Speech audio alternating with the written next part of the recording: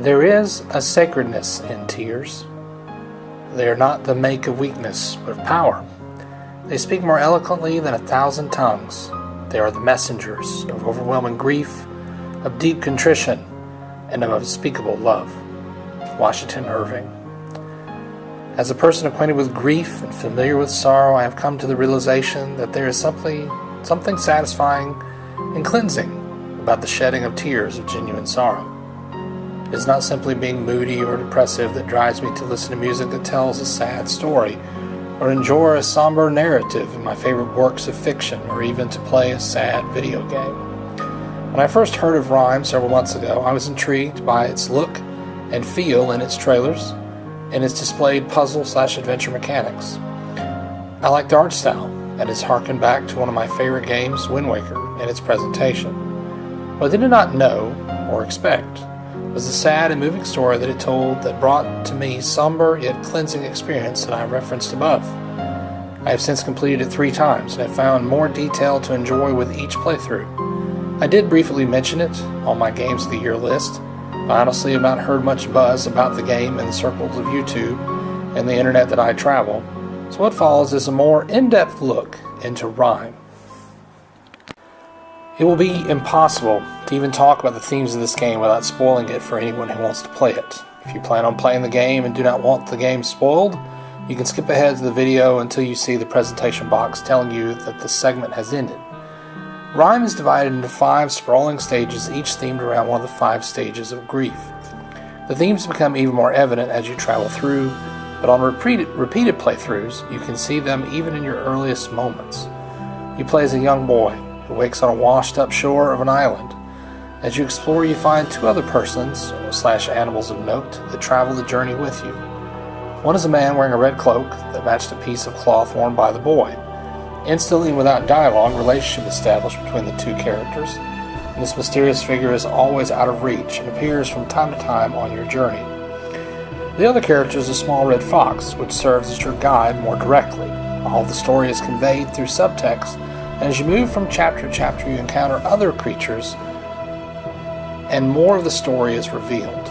The conveyance of the simple story is handled very well, but maintains an air of mystery up to the very end.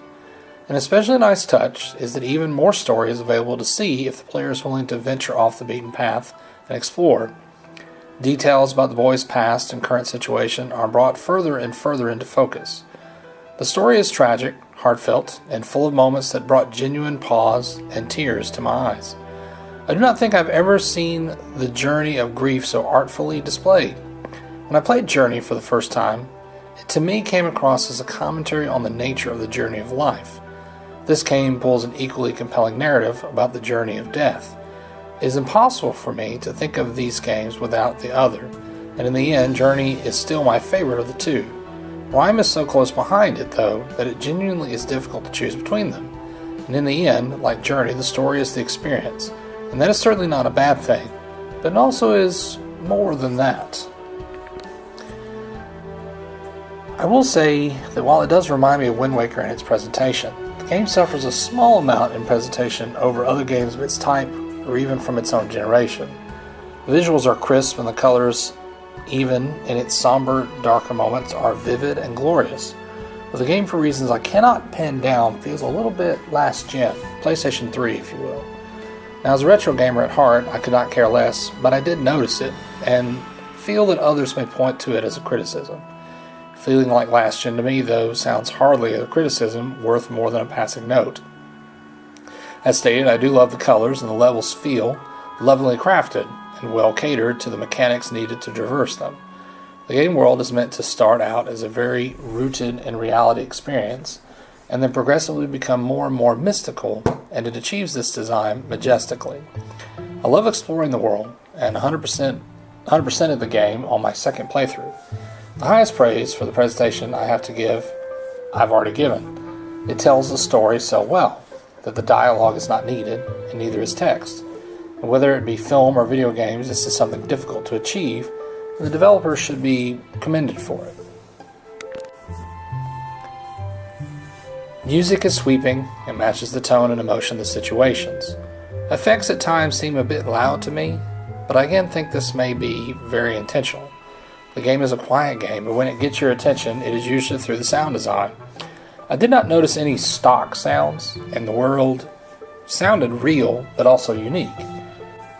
Critiquing sound may be my weakest area, but sitting here now, reflecting on the game, I find myself able to recall certain sounds and musical themes very clearly. To me, this is the ultimate mark of sound design, when it sticks with you, and it certainly does here. This game is an adventure puzzle platformer, and many of the puzzles are traversal type puzzles. When hanging and jumping from small ledges, the game feels at its best in the control department. However, basic point-to-point movement feels a bit sluggish, almost floaty. I have this nagging suspicion that the boy moves at this speed deliberately to increase the sense of scale of the environment. This sort of artificial padding hurts the replayability a little bit, as how slow you move can become tedious. To be fair, I've always felt that other games had done this as well, and the chief offender in my mind is always Ocarina of Time. Link's speed is designed around making Hyrule Field seem bigger the first time you cross it. Again, this tactic does not hurt a game when it is fresh and you are experiencing it for the first time, but as I went through completing the game, it became more and more noticeable. There are not a lot of control options, and that is fine as the gameplay is less the focus. The gameplay not being the focus does blemish a different aspect of this game. To continue our comparison of Journey, I want to point out that one thing I feel makes up the differences in the two games. In both Journey and Rime, there are no specific player stakes. What I mean is there's no real consequence for failure. There's not a game over. There's not really even much of a setback usually, except that you are hindered or put back on a path in some way. Journey handles these stakes as follows. If you fall, you have to work your way back up to a previous position. If you were hurt by one of the few enemies, you lose some of your scarf and your maneuverability is hampered. These consequences are natural and do not break the flow, and they do not involve any type of loading screen whatsoever. It is okay that Journey has no game overs because it is an experience first and game second. These natural consequences you experience are more immersive in nature and do not pull you from the experience. Now, if we compare this to Rime, if you fall too far, the whole game will reset and respawn you on a ledge with only consequence being lost time and effort. In the chapter with the large bird, if you were in the open for too long, you're picked up by the bird and sent back to a checkpoint. This will happen at least once, as the game again is slow and your movement speed is low, so there are large gaps in the cover that you can hide underneath, and it makes the experience a close one. Again, you're just sent back to a checkpoint and must try again. A game like Journey is striving to be an experience first, game second. This is great, I have no problem with that, but all of Journey's stakes add to the immersion. Her rhymes are jarring, and in the end highlight how meaningless the stakes are. There are two easy fixes for this. One, add a lives and continue system. After so many failed attempts, send the player back to a further checkpoint, or even the start of a level.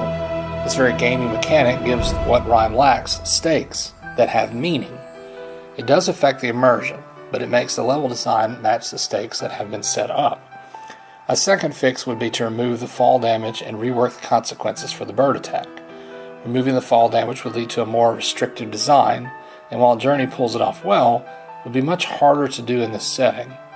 The bird, by extension, could take the player further from the objective by picking them up, and then the boy fighting to free himself and the bird drops him. This could frustrate some casual players, and in the end, this is why neither of these fixes were added. As it stands, none of these make Rime a bad game, but their inclusion keeps it from being the best either, as they counter one another's objectives. I think I would prefer the second fix myself, as I prefer the immersion in this type of game. In the end, it's probably really hard to balance between the experience and the game, and is in some ways unfair to expect it to perform the same tricks as Journey, and that Journey feels more linear for the purpose of solving some of these issues. In that sense, Rime is a better game, but Journey is a better immersive experience. And since that's what both games are going for, Journey comes out on top. Besides a slight balance hiccup, the levels are wonderfully crafted and the puzzles challenging enough to please. We come to conclusion time. This is a great experience and a game, and I fully recommend it. It moves into its presentation and design and weaves a moving story with depth that is emotionally gripping and satisfying to complete. In the end, I found it more satisfying experience of this genre and style than Abzu, and that game was made by the same people as Journey. This may be its highest praise I can give it, that it crafts a superior follow-up than the people who made the original. For completionists, the game is not the most challenging to complete, but the rewards include costumes and more complete story. A special ending is unlocked after finding 4 ghostly phantoms, one in each of the first 4 levels. It does not add a lot except for a few extra tiers. It is a game that I will turn to again if I find myself struggling with grief and looking for a little bit of closure. This has been a Preacher Gamer review of the video game Rime from 2017. I was playing on the PS4 version. I hope that you enjoyed it. If you did like the video, I'd invite you to like, share, and subscribe to the channel. I'd really appreciate it. Again, this has been Preacher Gamer. God bless you, and have a great day.